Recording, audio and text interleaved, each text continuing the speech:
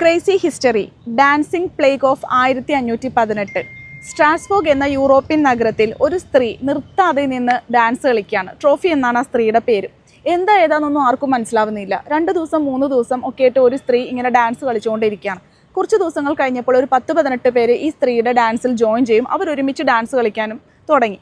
ഇതിൻ്റെ റീസൺ എന്താണെന്ന് ഗവൺമെൻറ് കണ്ടെത്താൻ ഒരുപാട് ശ്രമങ്ങൾ നടത്തി. അതിൽ ഒന്നാമതായി കണ്ടെത്തിയ റീസൺ ഇങ്ങനെയാണ്: അതൊരു മാസ് ഹിസ്റ്റീരിയ ആയിരുന്നു എന്നാണ് പറയുന്നത്. അതായത് അന്നത്തെ ആ ഒരു സമയത്ത് ആ നാട് നേരിട്ടിരുന്ന ദുരിതങ്ങൾ, ഫാമിൻ, ക്ഷാമം, ഇങ്ങനെ ഒരുപാട് കാര്യങ്ങൾ ഇവിടെ ഉണ്ടായിരുന്ന ആളുകളുടെ ലൈഫിനെയൊക്കെ അഫക്റ്റ് ചെയ്തെന്നും അതിൻ്റെ ഫലമായിട്ട് ഇവർക്കുണ്ടായ ഒരു മാസ് ഹിസ്റ്റീരിയയുടെ പുറത്താണ് ഈ ഡാൻസ് കളിക്കുന്നതെന്നും പറയുന്നു.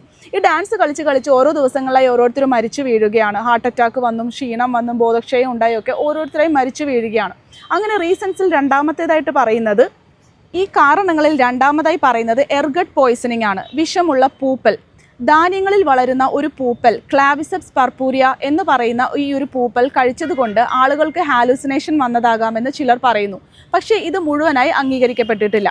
മൂന്നാമതായി പറയുന്ന കാര്യം ഒരു പുരോഹിതൻ്റെ ശാപമാണെന്നാണ് പറയുന്നത്. സെയിൻറ്റ് വൈറ്റസ് എന്നൊരു പുരോഹിതൻ ഈ ഒരു സമൂഹത്തെ ആകെ ശപിച്ചതുകൊണ്ടാണ് ഈ ആളുകൾക്ക് ഈ ദുർഗതി ഉണ്ടായതെന്നാണ് പറയുന്നത്.